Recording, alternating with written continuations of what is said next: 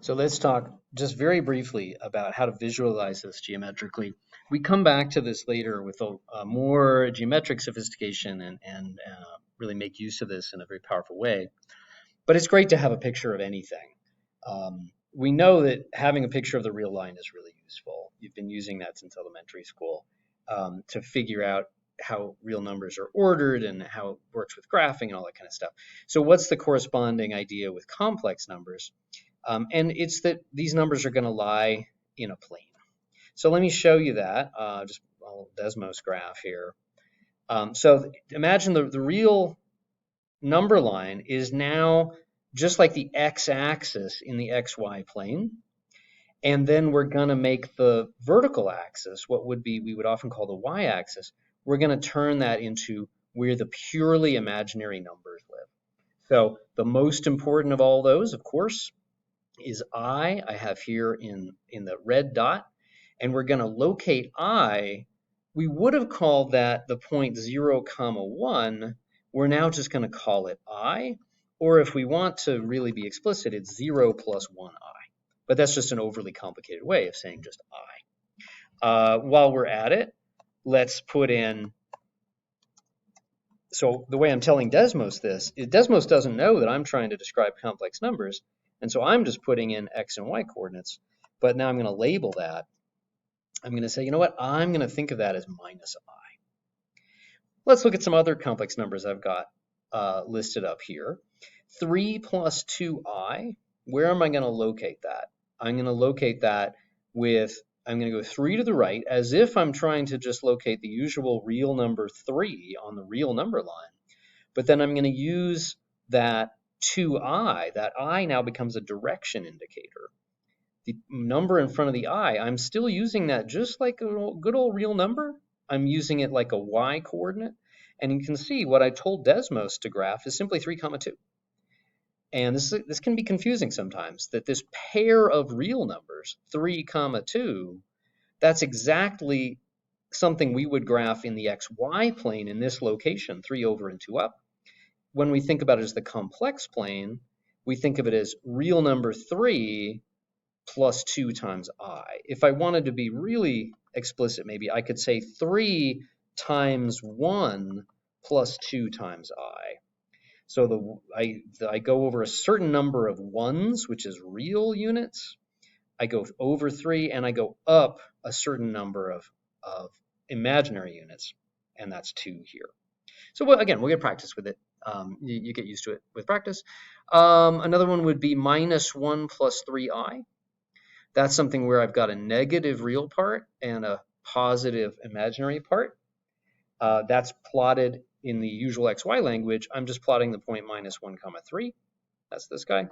But now I'm calling it, I'm using that as a location for minus 1 plus 3i. What else? I have minus 2, minus 1. That's where minus 2 minus I is going to go. So you just go left 2, like in the real numbers, and we go down 1 to include that negative imaginary part. And one more I've got over here, 4 minus 2i, 4 over and 2 down. So it's very nice to have this picture. There's one thing I want to show you in this picture. For example, what if I took this 3 plus 2i? Let me make that less complicated. Okay, we're really not going to overcomplicate it like that. We're going to just write it as 3 plus 2i. Remember what I did? I showed you a really crucial algebraic trick. When we're dividing complex numbers, it was really crucial, let me remind you, to take a certain complex number. It happened to be the denominator in this calculation, the 5 plus 7i, and I introduced a new complex number that was what we're going to call the complex conjugate of that guy. And you might recall that in this situation, I was reminding you of how you do the rationalization with real roots. These guys are called conjugate as well. But this is a really deep kind of conjugate.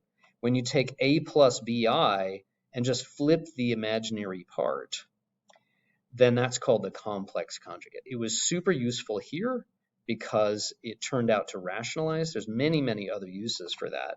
But let me just go ahead and say what the name of that is, and then I'll show you how to visualize that in the geometry. Okay, so that complex conjugate, it's often denoted by putting a bar over. Let me see if I can sneak that in here. Oops. Whoa, goodness, that's not good. I just need to move my little frame here. Yeah, there we go. Yeah, we didn't want to see that. Okay, there we go. Sorry about that. Well, okay. So you take put that bar over complex number. It just means, it's really simple. It just means keep the real part the same and change the imaginary part. So for example, what was the example we had there? It was 5 plus 7i. You put a bar over that guy. It just means, hey, I claim a really interesting kind of pair. And a conjugate really means something that's married to it, or sort of more literally plays with. So 5 plus 7i and 5 minus I, you can think of them as a married couple or just two friends that like to play with each other. 5 plus 7i, the conjugate of that is 5 minus 7i. Let's look at what that does. We've already seen one use for it. But let's look at what that does geometrically. 3 plus 2i, well, if I change the imaginary part, I'm going to have Desmos plot that at 3 comma minus 2. That exactly just flips it across the real axis. Remember, when we're thinking of this as the complex plane, this doesn't get called the x-axis anymore. This is the real number line. We call this horizontal the real axis, and this is the imaginary axis. So taking the complex conjugate, let me go ahead and label that, just means flip over the real axis. So for example, minus 1 plus 3i, its conjugate will be minus 1 minus 3i. Ooh, looks like I need to zoom out a little bit. Or I'll zoom out a little bit. Okay, there it is. And they're just going to be symmetrical about the real axis. So that's a nice thing to know, that any complex number and its complex conjugate are symmetric about the real, and that's always graphed horizontally axis. So to take any complex number, you flip it, you just reflect it about the real axis to create the conjugate. You might ask, hey, is it cool to reflect across the imaginary axis? It's not as cool, it's not as important, and so we're not going to focus on that. But if you want to talk to me about what that might be, that's cool. But okay, that's the very, very basics of this visualization.